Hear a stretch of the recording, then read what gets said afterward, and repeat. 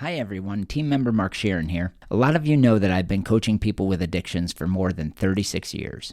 Well, today we have an exciting announcement to make. While Michelle and I will continue to personally coach people as we always have, we are now providing a training course for those of you out there who might want to become a certified Freedom Model coach.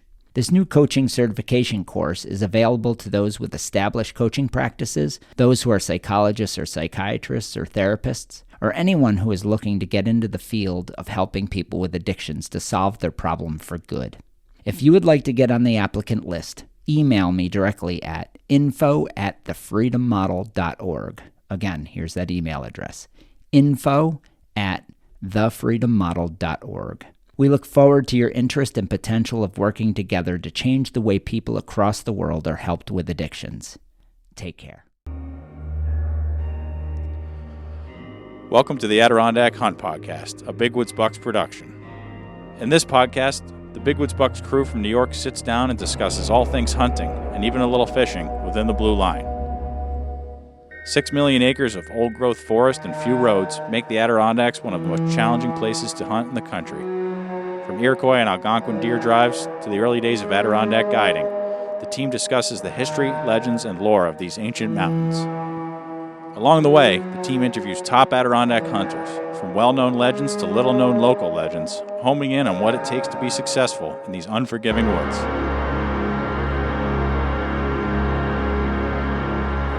All right, welcome back to the Adirondack Hunt Podcast. I'm your host, Brian Connor, Big Woods Bucks CEO and video guy. And I am here with Bob Dunbar, Austin Sharon, And Mark Sharon.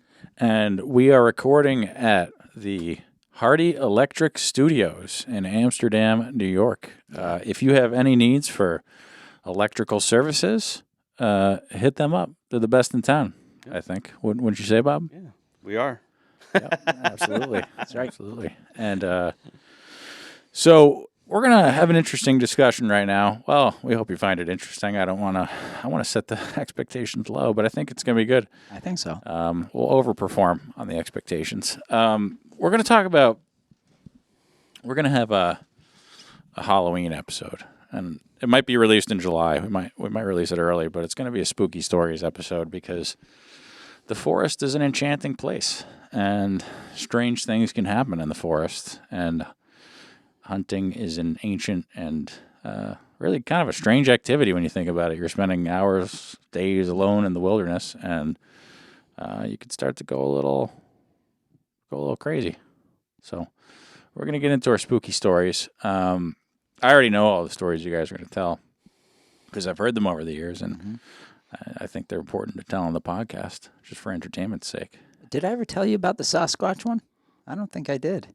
I think you may have. Did I? I think you may have, but why don't you tell me about it? No. Well, I think that's a sufficient intro. Anybody else have anything to add to frame this up? No, I think it's just going to be odd stories. I think that there's odd, there's paranormal, there's funny, it's just a collection of strange things that have happened. And I've talked to enough hunters through the years that they can relate. If you've spent enough time in the big woods or in any woods, rural, the Catskills especially, by the way, the Catskills are creepy. They are. They are. Haunted. Yeah, they are. They really are. Yeah. Storied. That's why Washington Irving wrote, Rip Van Winkle. That's a creepy story if you think about it. It's a really disturbing Headless Horseman story. The Headless Horseman down in Sleepy Hollow. Yeah. Actually, now that you mentioned odd, I do have odd stories that I will get into. Yeah. So it doesn't have to be paranormal, but it can be. It's funny. It's funny you talk to like any of the old timers and stuff, and you're like, man, I know I sound crazy, and you talk about it, whatever, and they're like, oh no. And then they all have that something, crazy. Yeah. Yeah. So, all right. There's one we already talked about one time. We didn't get Mark's side of it. We just got Austin's. So why don't we jump in with that? And why don't you guys go ahead. Okay. So there's this place that we hunt that's down on the on an area where there's a section of real 6-inch pole pines and very dark forest that borders a creek. It's a classic Adirondack spot. and between two mountains, and we call it Jurassic Park because it looks like a dinosaur could walk through at any point. That's a name we gave it. So one day, I have a tendency early season to hunt really, really, really hard and cover a lot of ground scouting and still hunting. I call it running and gunning. There's really not a chance I'm going to kill a buck because I'm kind of exploring. And I'll do 2 or 3 days of this if I have enough time in a season. And by the third day, I want to sleep if the weather is good. So I sleep a lot out in the woods. I'll just literally find a place that's dry. And so I did that. I took a nap in this area. And there's something about your mind when you wake up in the forest that's, I don't know if you're more attuned to things or whatever. Maybe you're a little creeped out just to begin with. But I woke up in this spot. And it's a spot I had been through a number of times, but my God, did I have just a foreboding, terrible, terrible feeling. And it wasn't that I was sleepy. I was awake now. And it was bad enough. I started to walk and I was like, geez, why do I have this sense of just really bad, like something bad happened here? But it was more than that. I mean, it literally gave me enough fright that I found myself, I don't know if when you were a kid, you got scared by a movie or maybe you're in a dark hall going to your bedroom or something, and you want to run, and then if you start running, you panic. I was, at this point, probably 40 years old, and I felt like I wanted to run to my bedroom, man. I had everything I could do to control not panicking and starting to run. And I was like, I got to get my head straight here, man. Something is not good. And I walked out. I got out of there, and I probably went 200-300 yards, got over the side of this mountain, and I felt a release of that negative energy. I grew up in some really bad mojo, so I think I'm a little more in tune to pockets of negativity. I don't know what that is. I can't tell you scientifically what that is. I'll tell you. Yeah, You finish. Okay, it's bad. You just really know it's bad.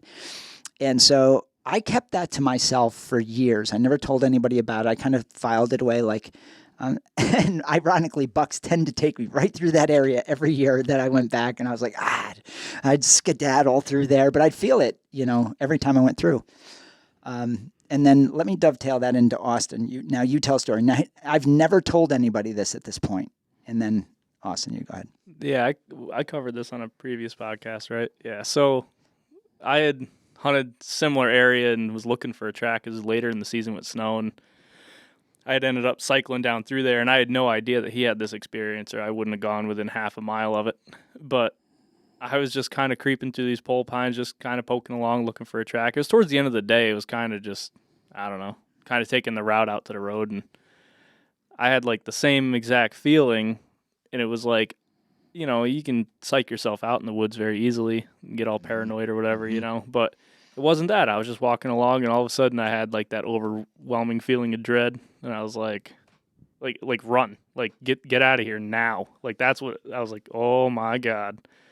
And like all the hair on my body stood up. I was like freaked out, and I just kind of, had to keep myself from running because I didn't want to get, fall, get hurt, whatever, Mm-hmm.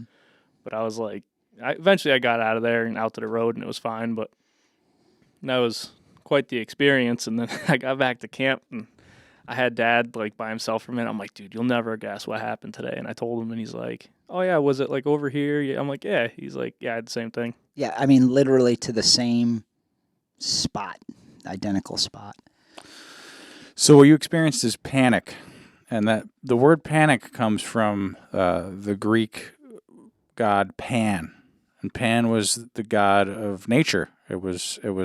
Pan was a satyr, which had goat feet. Eventually, Satyr became Satan because Christians viewed paganism and the worship of gods like Pan as devil worship, not unreasonably. And so panic was understood for ancient peoples around the world to be those situations, and it was heavily associated with being in the woods and encountering nature spirits, for lack of a better word. They inspire panic. So that's where that comes from. The god Pan. No kidding. And Pan's flute, and it was like... Pan's flute. Yeah. Oh, I get it. And pandemonium is craziness, Right. So that's where panic comes from. So what you're describing is something that's often that sheer terror, that that you experience is something they describe with Sasquatch sightings and UFO sightings. If there's any subject I've read more about than Iroquois, it's the paranormal, and I tend to subscribe to a theory of the pan-paranormal, which is just a kind of a holistic view of the paranormal. All these phenomenon, I think, are generally related, but that's what you experienced. I think it's just a forest spirit, and I don't think it's malevolence. It's just it's innately terrifying. Sure felt it. Yeah, it's innately terrifying, I think. Yeah, it's almost like that's what the literature on the paranormal says. That's really interesting because I didn't know about pan, but it definitely creates a panic that you have to control, and it's almost like it's like a vibration, like a real negative pool, like it just kind of sits, Mm-hmm. and that's the only way I can explain it, and it's very visceral, it's very very obvious. This isn't, you can psych yourself out when you're a kid. Like you Oh, sure.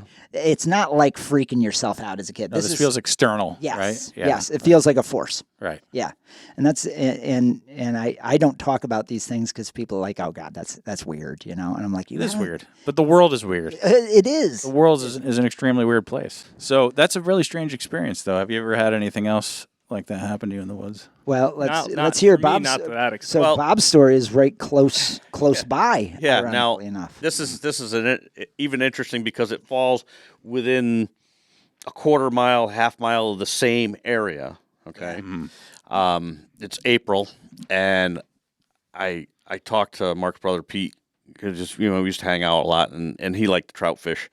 So I said, "Look, I got this place where we can trout fish. It's a cool spot. We'll catch something for sure." So we take this trail. We go up to this pond. There's a boat up there, and we're about, like I said, quarter to half a mile from where this spot is. From where these guys experienced that aura per se. How far from the road? Oh, we're right up at the pond. Yeah, 3.5 miles, 4 miles. Yeah, we're right up at the pond. Yeah. And Carry the canoe in?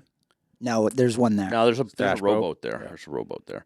But we get up there and he ended up catching a nice brown.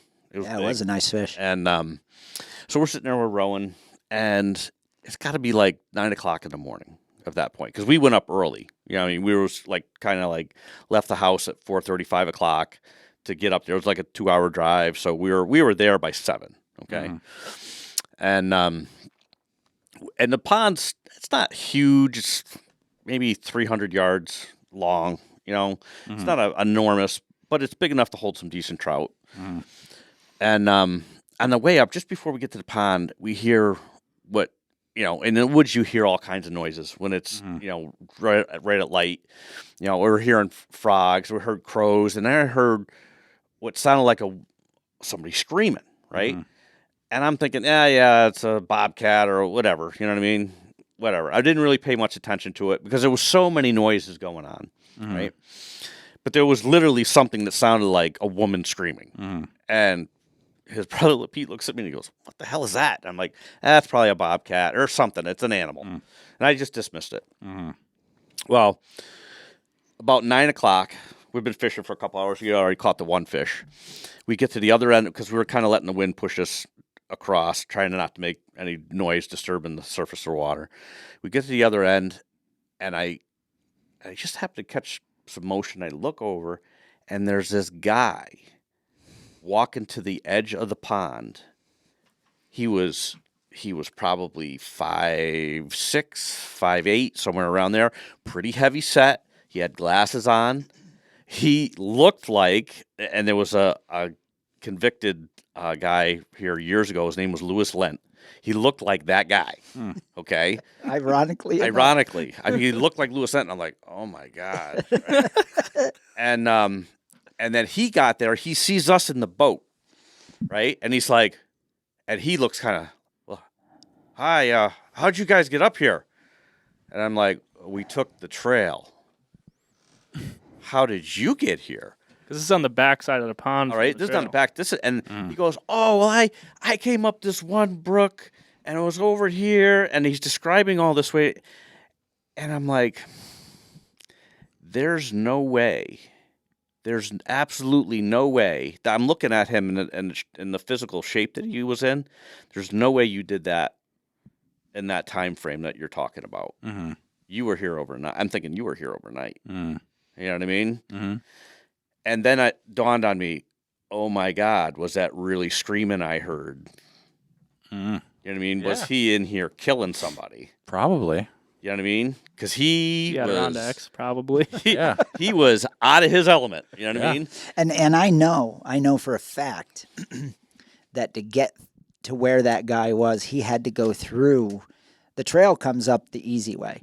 He had to go through hell. Oh, it's all. It's just black spruce hell, for a half a mile. That right there would have taken him an hour in that kind of shape, going up a steep mountain, you know? Yeah, it's crazy. And through a creek bed. And the way he said he came, it would take you at least 6 hours, 7 hours, of creeping along and going over blowdowns. And it just isn't possible. So, yeah, not. Unless he started at 4 a.m, he wasn't getting there when we were there. Did it occur to you to investigate, or did you feel scared? I was. Or you know what I mean? Not if not I scared. wouldn't say I was scared. I was very skeptical. Right. And I was like, yeah, okay. You felt uncomfortable. You know what I mean? But look, I had my sidearm with me, and I was like, I'm out in the boat. Yeah. I got his brother with me. It's like, we're good. Yeah. You know? Yeah. But what you're telling me, I think is a bunch of bullshit. So he would have had to have gone right through the area that Austin and I call the Hallow Grounds. What he described was going through that same pocket That's valley. a weird nexus of Dude, of it was so weirdness. strange. So Bob had not heard us talk about the spot. Then he said it, and then we matched our stories, and we looked on a map, and it's the same spot. All this weird stuff has happened. Yeah, how strange is that? Yeah. So for all we know, this guy could be some kind of serial killer or something, and that's his dumping ground. Probably. Probably. Well, I'm hoping not. Ryan's like, not. I'm convinced. You've convinced me. That's it. Well, Case closed. so one of the things we wanted to talk about today is Robert Garrow, the serial killer who was working the Wells speculator area back in the 70s. Before we get into that, you were going to So- say something. Oh, yeah. Between my experience, and his experience, last year when we were at your camp, I had Mitchell with me. Yeah. We were hanging out and we were talking and stuff, and I was telling him all this, and he's like, dude, I'm not going in the woods with you. He's like, you guys having all this wild stuff going on? I'm like, yeah, I know the perfect spot. He goes, dude, I'll go home right now. He goes, I am not going in there. So, funny enough, I asked you for that waypoint, and someday I'll go in there. I'm in the weird position of being really into the paranormal, but I've never had anything like totally Strange. bewildering happen to me.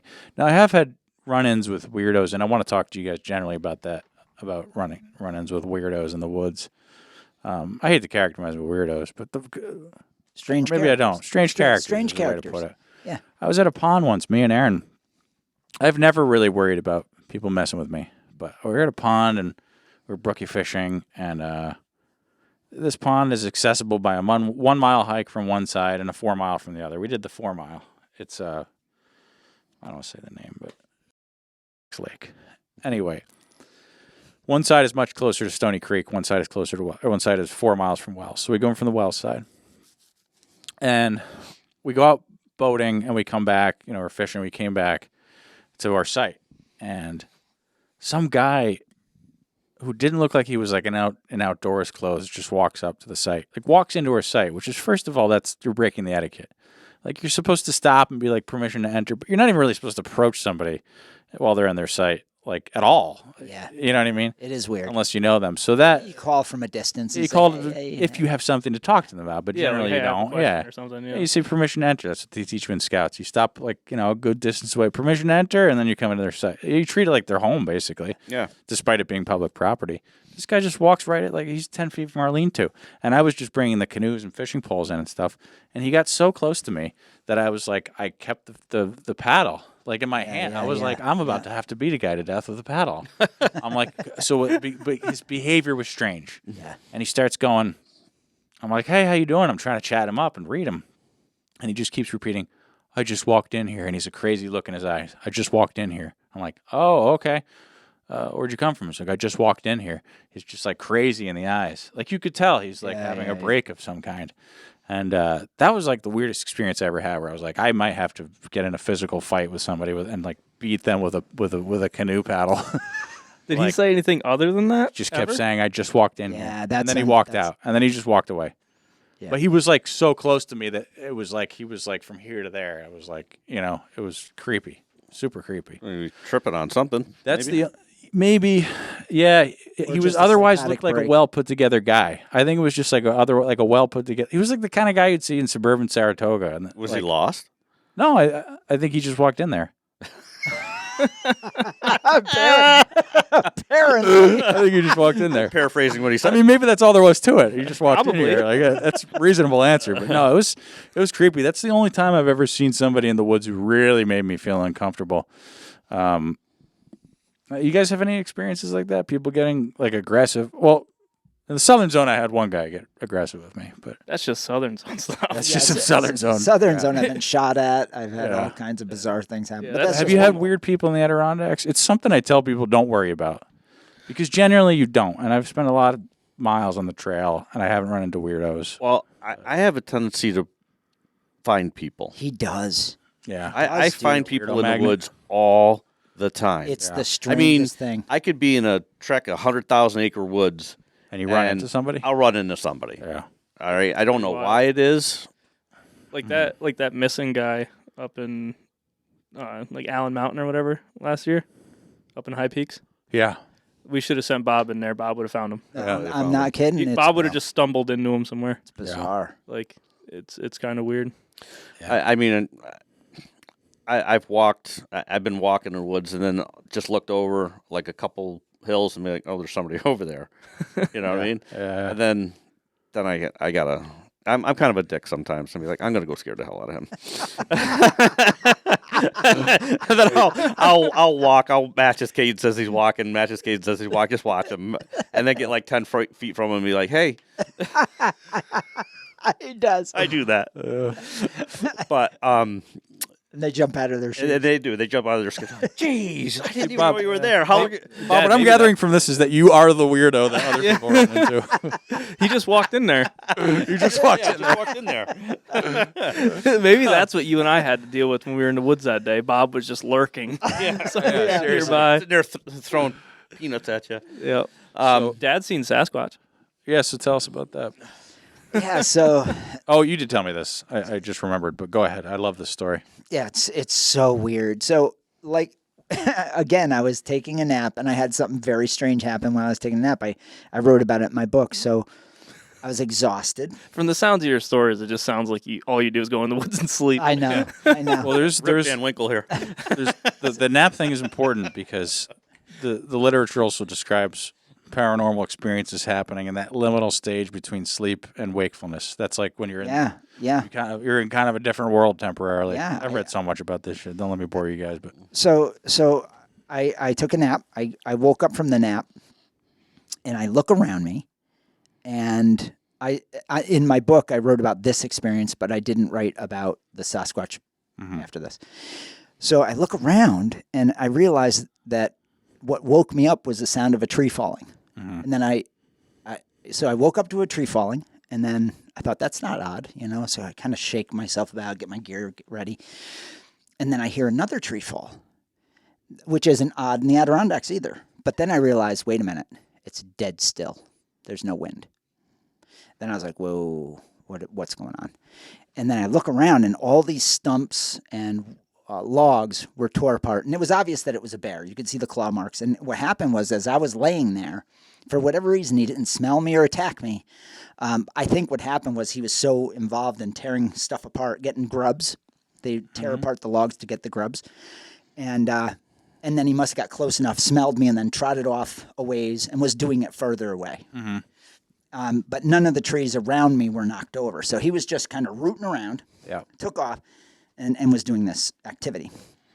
And so I decided, well, I don't want to shoot a bear. I want to get a buck. So I went the other direction. I was heading out to the road, but it did creep me out a little bit that I had a beast that close to me and I didn't really notice. But I was so tired. Sometimes you're just so exhausted from days and days and days. and I'm sure there's a lot of trackers out there that understand, especially in those hot days when you're doing it when it's like 60 or 65, 70 degrees. Yeah, and you're just covering 10, 12 miles a day, scouting and stuff. Yeah. So I'm coming down, and there's a river, and I'm in the hardwoods, and I look into the shadows of the spruce, and don't you know, I see Sasquatch plain as day, looking over his shoulder, like that famous video from Oregon or whatever. From Patterson Gimlin film. Yeah, that one. From Oak Bluff, California. It literally looked like he was looking over his shoulder. Yeah. I mean, just like I caught him. Yeah. And there's a standoff, and I'm shitting my pants. You might want to cut that out, but I was so Staying in. I was really scared. And then I was like, okay, wait a minute. You're just a little freaked out from the bear thing. This is ridiculous. All you have to do is move 5 feet to the right or left, and if it's a stump or something, it'll change. Change the perspective, and the whole thing shifts. Right. And so now I'm calmed down. I'm like, okay, I got a hold of myself. So I walk, and as I'm walking, I can still see that image, and I keep walking, and it ain't changing. And now it's looking more and more like he's just beating on me, dude. And I'm like, that's Sasquatch. like this is really happening. You know what I mean? Yeah. And then I'm like, I'm gonna be the first guy that kills Sasquatch. So I pull up the gun, and then I'm like, I can't kill this. That's a humanoid, right? Yeah. And I'm totally freaking out. And I'm like, wait a minute, he's not moving. Like, there's no breathing. And so it ended up, I walked another 5 feet, and it was a stump, okay? But you want to talk about completely losing your mind over something. And then that thought, I got to thinking about that you can perceive something, and it can affect you. Mm-hmm. So I thought to myself, what if I wasn't asleep and I just saw that stump and I didn't have the experience with the bears or any of this kind of odd thing that had just happened, which was kind of just a cool wildlife experience, right? Having a bear that close to you. And Oh, yeah. if I didn't have that experience, the sleep part, Yeah. coming out of a dream state, Right. and you're so susceptible. Yeah. I mean, I literally convinced myself, Yeah. and I sort of giggled to myself, that, but my God, and you know what I regret? I regret the one thing, that I never took a picture because it was so lifelike.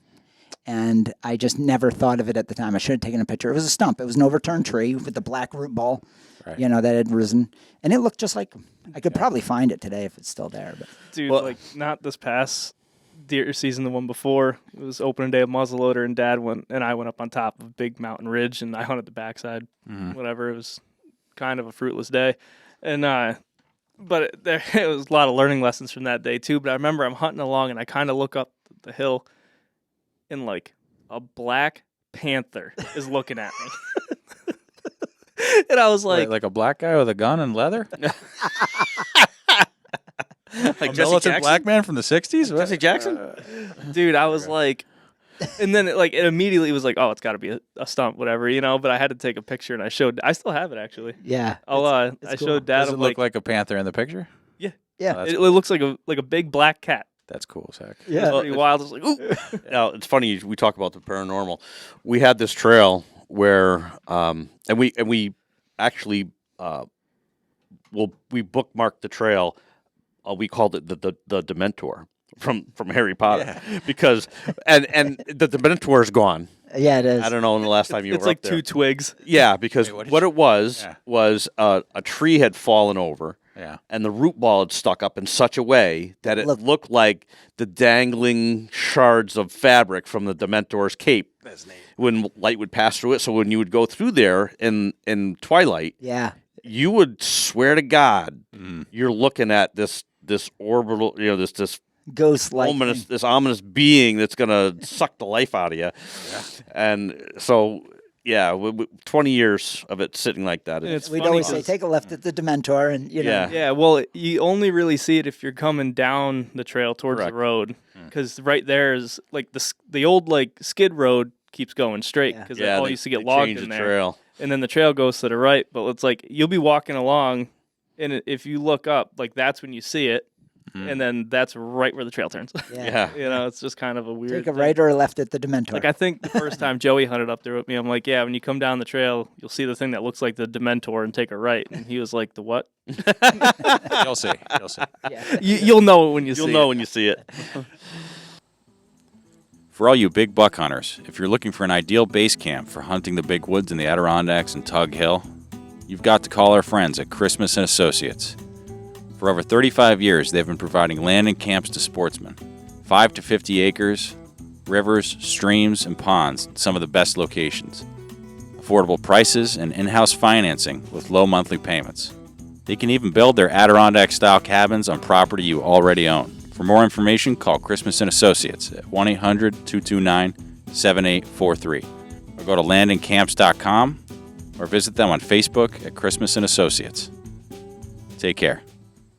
This podcast is brought to you in part by Minus 33. Minus 33 is a wool and textile manufacturer based in New Hampshire that is producing top-notch merino wool base layers and socks. Layering your clothes when you're hunting the big woods is key. As we've discussed on the podcast, the conditions and distances involved in hunting the Adirondacks mean that you have to take your gear seriously. You can't afford to not have the best gear, and that's particularly true of your base layers. Minus 33 long johns should be an essential part of your gear system to keep you warm while you're out in the Adirondack backcountry. As for socks, I've tried dozens of pairs of wool socks over the years, and Minus 33 Heritage socks are by far the comfiest. If you go on the Minus 33 website, you can read about the care that they've taken to create these socks. And once you put them on, the difference is obvious. They are perfect for long days hoofing it up and down mountains in the Dacks. So get prepped for the next season now by clicking on the link in the description and getting stocked up on Minus 33 merino base layers and socks. Happy hunting.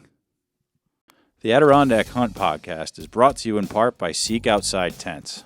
Seek Outside is an American company producing lightweight, versatile tents and titanium stoves. The Big Woods Bucks team and their friends have hunted the Adirondacks with Seek Outside hot tents and found that it's the best way to get back into the wilderness areas and have a remote hunt. With few roads and hiking trails the only way to access the extensive backcountry of the Adirondacks, your pack needs to be as light as possible.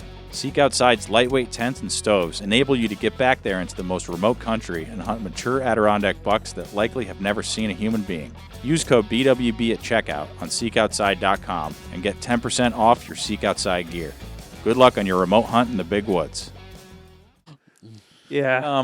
Well, so I wanted to talk about this wasn't my story, but I was going to mention Robert Garrow, the serial killer, who was active in the 70s, I think, around Wells and Speculator, and he was loose for a few weeks and killing people, and he killed some people around Wells, and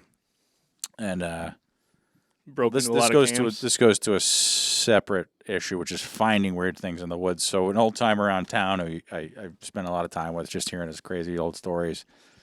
He's like, yeah, one day I was poking around in the woods. I found a suitcase, just like, in the woods, full of women's clothing. And he's like, I told the state troopers, and like they didn't do anything.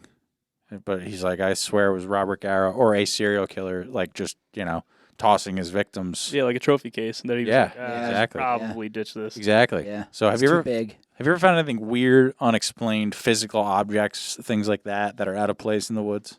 I found up on Tongue Mountain, this is kind of a feel-good thing, not a creepy thing. I found a balloon that had popped. Oh, I remember that. And attached to it, under the leaves, I just saw the tiny edge of a Ziploc baggie sticking out from under oak leaves. Buried, obviously, for years. And so what are the odds that you're out in Forever Wild and you see something the size of a pinhead that just looked odd? And I picked it up, and it was the wrapping of a balloon, popped balloon, and a cord of like that party. The party ribbon. I couldn't think of the word. And then this bag, and inside was a card. And they sent these cards up. I opened it up, and it was the married couple said, would you please send this card back? We want to see where all these balloons ended. Oh, that's neat. So I sent it. I sent it in, and I never got a response, but I often thought, oh, they're divorced. But I was like, please respond to me and let me know if you got this. Where did it come from? Like Michigan. Okay. Michigan? Yeah. Michigan. came from Michigan. That's wicked cool. So that actually, balloon went up. They launched a bunch of balloons, and it landed, and Mark Sharon found it like 10 years later under the leaves. In the Adirondack. And they got it, and they're like, it's sure I got a million of these. It was cute for a year. Yeah. Yep. So that was kind of a neat thing that I found. I had one time, my son was going to be my videographer, my youngest son, Christopher. And my oldest son's birthday is on the 28th of November. So my son Christopher and I were hunting in the Adirondacks on my other son's birthday. Okay. So we're going up in this one spot, and I look, and I find balloons in the Adirondacks all the time. I do too. They're everywhere. They're everywhere. And so we're walking, and it's, of course, my oldest son's birthday, and both of us are up there. So, and we do have cell service at this one point. All right, there's certain sporadic points where you can pick a cell, cell tower range, for lack of a better term. So I'm sitting there, and I'm walking. I'm like, I can't believe this. He's like, what? And it's a balloon it's a pop Mylar balloon that says happy birthday on it, right? So I take a picture of my youngest son holding the thing that says happy birthday, and of course we go up on the top of the hill where we have cell service, and I send it to my oldest. That's cool. That's cool. That's nice. Yeah, we've had some interesting things. Like Dad and I sat down on a log one time, like a blowdown, and you know how like on the bottom where the root flare is, it kind of sticks up, and we sit there, and I look over, and there's just a bucket hat sitting on the log, Yeah. like somebody like set it down, grabbed something out of their pack or whatever, and just kept moving, left it there, Yeah. You didn't you find an old shirt with a 30-30 shell in the pocket or something? Yes, I did, and that was in an area that we hunted, not far from there in the swamp. And I often thought, geez, I wonder if there was a body in this thing. You know what I mean? Because sometimes shirts will last. It was fragmented, but in the upper was a shotgun or a 30-30 shell in the pocket. Was it just a casing or a bullet? Just a casing. Just the casing. Like they shot and they put it in their pocket after they shot the deer or something. I bet you more is the case. It probably was they shot the deer and they were gutting it out, and it was a warmer day, and they took their shirt off. Yeah, or they took their shirt off, gut it, and then in the process, they probably maybe half stuck it on them somehow, and then process of dragging it out, it fell. That's right. I like to think that is more the case, but so many people have gone missing. So I have a quick story that's kind of funny. So I was telling my son Joe, he's been hunting more and more over the years, and we went down to the Catskills. And I was talking about the fact that it's storied as a haunted place. Yeah. And we left the mountain, and it's getting dark, and we're coming down through the higher peak section on one of those side roads. And it's sort of traversing down the mountainside. And it's a real beautiful but very creepy place. Yeah, it's all hardwoods. And we're just about, I said, what's really strange about the Catskills is it's all the townships are where normally in the Adirondacks you'd have swamps and deer yards. So the deer yards become villages. And, the deer come down into the villages and live down there.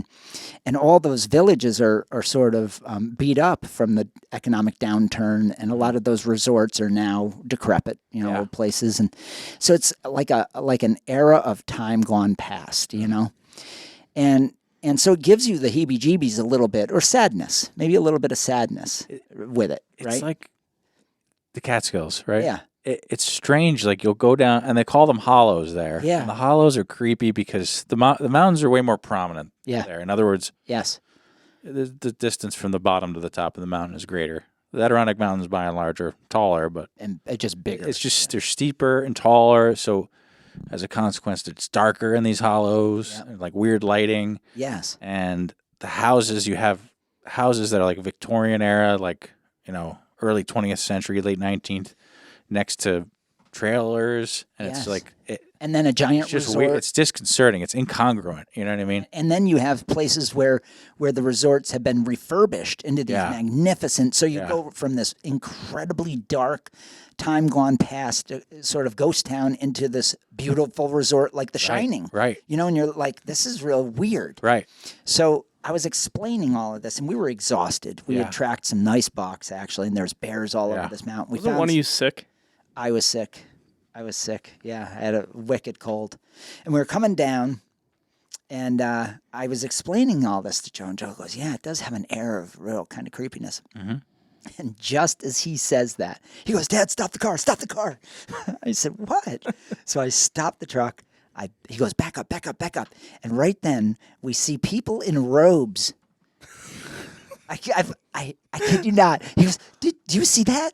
I just caught the very tail end of this line of people in robes and hats. How strange is that? In the middle of nowhere, near a town, to be fair. Yeah. And then they just kind of disappear. One was in bright red, like this bright red robe with like a I don't know if they were doing theater or what it was, like cult. yeah. You know. And Joe Probably. and Joe goes, was that, you saw that, right? Was that real? And we just had the biggest laugh about it. I said, let's get the hell out of here. I said, that's not a good omen. So there's it's genuinely creepy in the Catskills, and I love them. I love hunting there. But it's creepy. Those old houses are creepy, and Dude, the amount of just coincidence strange. between these two is ridiculous. between these two. Yeah. Like the football. Oh yeah. or the toad. Yeah. Yeah. So Bob says to me one day, we're up on this mountain, and he goes, yeah, so I see this old toad, and he's just freezing. The toad is freezing. Yeah. I'm up there on this hill, and it's like maybe mid-20s, and it's snowing, right? And I'm walking along this. It looks like there was some surveying tape, but it was an old survey line. You could see where they cut some branches to make this line a little bit. And I'm just walking, and I look down, and this toad he's like, I don't know, he's probably 4 inches across the back. He's enormous, old toad. And he kind of looks up at me like, just kill me. Because he's going to freeze to death. You know what I mean? He's done. He's going to get covered in snow and he's going to freeze to death. And I'm like, so I felt bad for him. So I roll this log over and I dig out a little hole under the log. Yeah. And it's all kind of loose leaves and stuff around there. And I dig it out so that he'll fit in there. And I pick him up, and he's not moving. I mean, he's kind of moving, but he's moving so slow. He's not doing much. Yeah. I pick him up and I set him in the depression. And the log is big enough to where it covers the ground pretty well all around him. And I just roll the log back, figuring that it's all loose around there. In the spring, he'll dig his way out. Yeah. Or he'll die. Yeah. But either way, I gave him some dignity. Yeah. On you. Yeah. Well, he's telling me the story, and the day before, I was on an adjacent mountain, and I saw this toad out in the cold, and I'll never forget it. I'm walking, I'm like, oh my God, there's this big fat toad, and he just kind of did one of these like. Like literally, his one arm came up. He looked at me like, "Oh no, you're gonna kill me!" You know? And I didn't put him away. I just let nature take its course. But Same toad? no, different mountain. But it was Fastest toad alive. Yeah, right. I did, however, see a toad probably a mile away from water, at least a mile, up on a hill, thing two.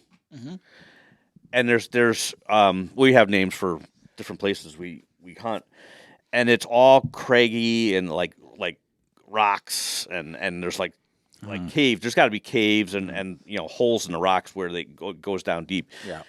This thing is like a mile and a half from water, on top of a mountain. I'm walking along and I'm like, what's this toad doing up here? Yeah, how did they It get was there? December.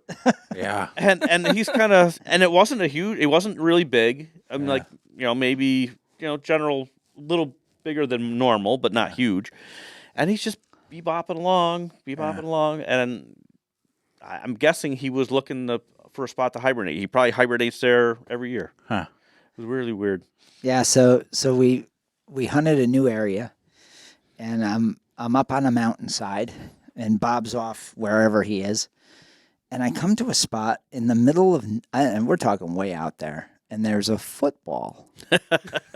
There's a football just sitting there. I mean, miles. Yeah. Right? So I'm like, that is the weirdest thing. Like, who'd carry a football up here, right?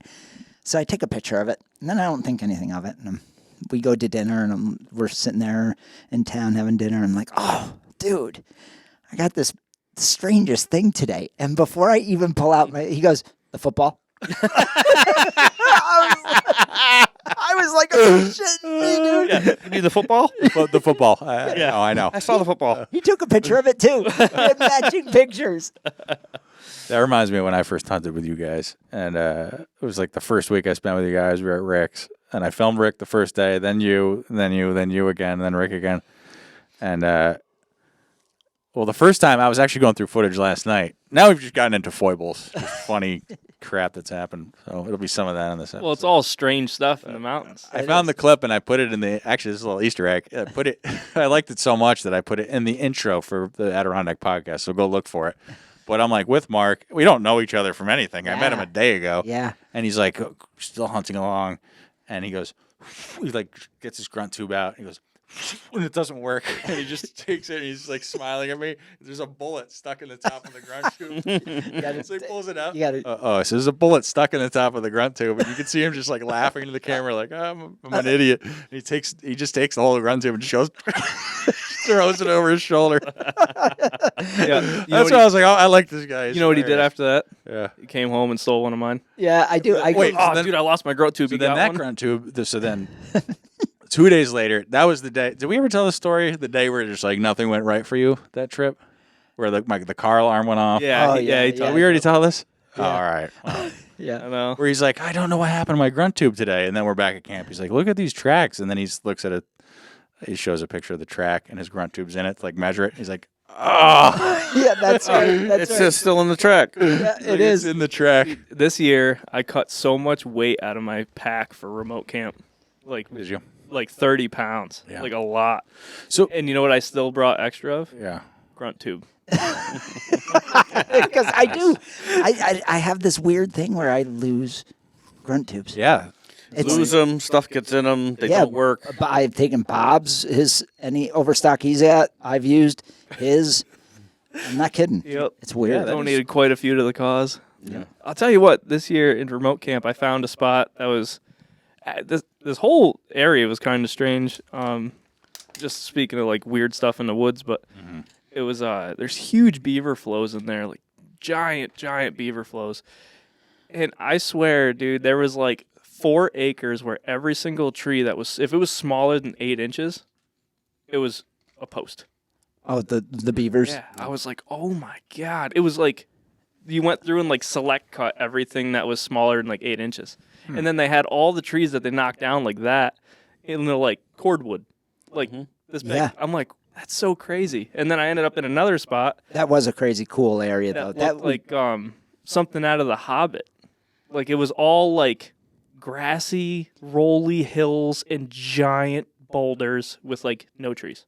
yeah. In the middle of a mountain, like a hill in nowhere. I'm like, But that area was big, though. yeah. And which made it odd. Like, you can find anomalies. Yeah, like you know how like top of the like mountains get like open areas and stuff. Yeah, yellow grass and It stuff. was like 5 acres of this. Yeah. And it wasn't like a big tall mountain. It was just a kind of rolling hills right off a swamp. Like It was something in the soil is not conducive. yeah, for it was crazy. trees. Yeah. It did look like the Hobbit, though. And then I found quicksand again. After I got smacked in the eye, scratched my cornea, couldn't see. My one eye's all blurry, sinking in quicksand. That's I'm like, fun. this is a pleasant day. This is supposed to be a nice, easy walk today. The mountaintop thing reminded me of something. We should have got him to tell this. I forgot to tell him to tell this story, but Ian Kerr found something really interesting on a mountain once. He brought it the first time we recorded. He didn't bring it the second time. It's a rock about that big, and it's a perfect sphere. And he had thought that it was an Indian marble. He found it at the top of a mountain in a situation like that, and he thought it was an Indian marble. And I think he'd read something about how Indians would play marbles or something. I don't know how they would get a perfect sphere. It's a perfect sphere. Wow. You know what I mean?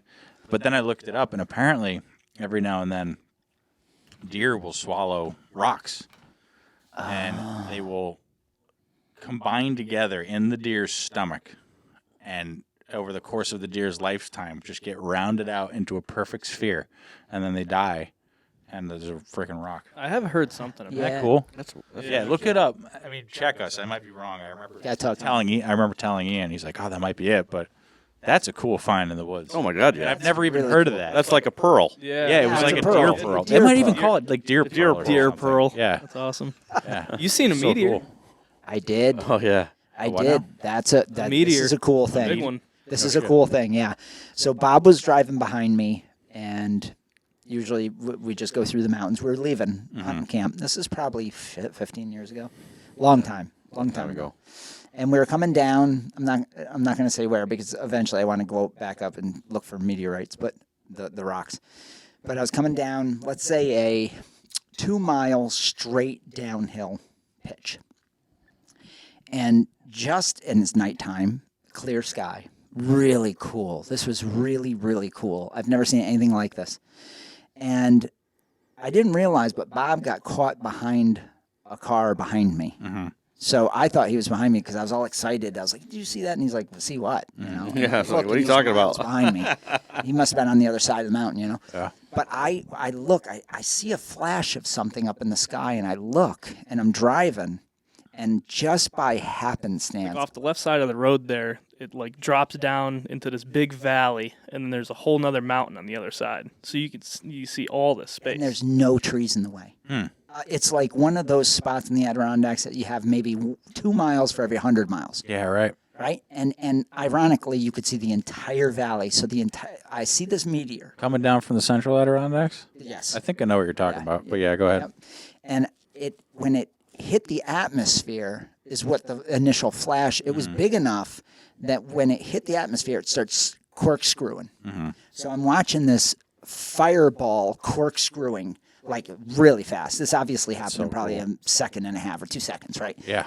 So I'm driving. Luckily, it's on a straight, and I'm looking, and I see it corkscrewing, and it hits the very top of a white pine laced mountain side. Mm-hmm. But I see it right where it hits, and it looks like a welding arc. When it hit so hard that it was like a blue welding arc, and I can see the trees rupture.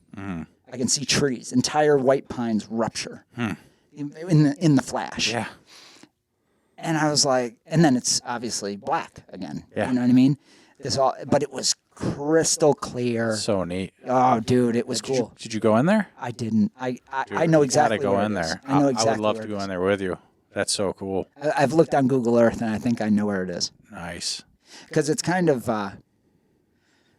an illusion the way the mountain is curved. It couldn't be anywhere within a quarter mile of this one spot. So we're going to have to do some exploring. But with Onyx, I'm sure we can find There it. should be a giant That's so gaping cool. hole in Yeah. white pines. Oh, it was pretty massive. I should have went in right away. If you go in Everybody and told me, see a but- bunch of white pines that are 6 foot tall, it's probably Yeah, it. that's probably where it went. Yeah, it was cool. It was really neat. Well, like we were talking about with Jim Abbott, I cut it out of the episode because it wasn't quite on point. But we were talking about the plane crash when he was the forest ranger. The plane crash around Wells, and Oh, yeah. But I told him even 30 years later, you could see where it crashed. I mean, you could see charred stumps and stuff. Oh, yeah. Yeah. So I'm sure we could go find that site. Yep. And, check Well, it out. somebody, I talked to one of the locals up there, and apparently one of the pilots had succumbed to the crash. The wing hit hit the cockpit. Yeah. So one of them was killed instantly. Yeah. And the other they found, parachuted out, ejected in a tree. Right, but Yeah. someone had found the helmet With for that that in it? guy. Well, they didn't touch it, and they told they were up there hiking. They found the helmet. They didn't do anything with it, so they gave people what they thought were the right coordinates, and they never found it. So I started before I did Big Woods Bucks and got completely busy with this. I set out to make a documentary about not only that plane crash, but a bunch of Adirondack plane crashes because I found another crash. If you've watched my video on my personal YouTube that I made in 2021, you can see I found a plane crash and I filmed it and stuff. I should put that on the main Big Woods channel actually. Yeah, it's It's a kind of decent cool video. stuff. There's one up on Right Speak, too. Yeah, so and there's hundreds, and I actually had spoken to the forest ranger Scott Van Leer, who I think was either wrote a book or is planning to write a book on Adirondack plane crashes, and I was like, dude, let's make a documentary, and that was like right before I think maybe a week later you contacted me, and then Big Woods became my life. But that would be cool to go visit all the plane crash sites. But yeah, plane crashes, they're all over the place, and there's more than you'd think of. I mean, there's a prominent one in like Hoffmeister of like I think people died. It was like a passenger plane in the 60s. A bunch in the high peaks, but you guys never ran into plane crashes? No. Yeah. No. Papa Rome's has a sweet video where I think it's in the Catskills where he finds a rather big one, like a significant. It looks like a pretty big plane. Good. Kind of cool. Check out one of those videos. It's not like they're going to go in and take it away. No, so they did mostly with the National Guard one. They took away As much as they could with the A-10. Yeah. right because it's Military. technology during the Cold War. It was 1988. So, Well, that was in 88. yeah, and so that's interesting. I still actually one day I might try to revive that project. I got to the point where I found the pilot who survived. I think he went on to have a career in civil aviation, and I found him. He's like an airline pilot. I found him on LinkedIn and everything. I was going to reach out and interview him. Maybe we oughta. I mean, Yeah. Let's see. Give us comments. yeah. And if you found a plane crash, let me know where it is if you're willing. Because I'm interested in that, and I won't betray your confidence if you tell me in confidence. So if anybody out there has any paranormal or weird things that you can add in the comments, do that. We definitely want to hear it. Yeah, we'd like to hear it. All I can tell you is all the things that I've experienced, there's probably explanations for all of it. Some of it's just weird stuff, and some of it's just feelings, but that's life, right? It's just how you experience things. And, boy, the woods do bring out the best in you and sometimes the scariest. Yeah, for sure. Yeah, it's definitely pretty wild. Yep. So well said, Mark. So all right, we're gonna wrap it up for now. Yep. Let us know in the comments if anything really super spooky or weird has happened to you. And remember, if you have any electrical needs, this is coming from the Hardy's Electric Studios, which is awesome. And if you struggle with substance abuse issues, reach out to the Freedom Model. Yes, the Freedom Model. All right, great. Thanks, folks. All right, all you legends, you take care, and we'll see you next time. Bye. Take care. See ya. Thanks for tuning in to the Adirondack Hunt Podcast. You can find more episodes at bigwoodsbucks.com. Check out bigwoodsbucks.com for the latest gear, including our famous American-made wool hunting jackets, wool hunting fanny packs, and wool hunting pants, along with books, tracking guides, and logo wear. See you next time.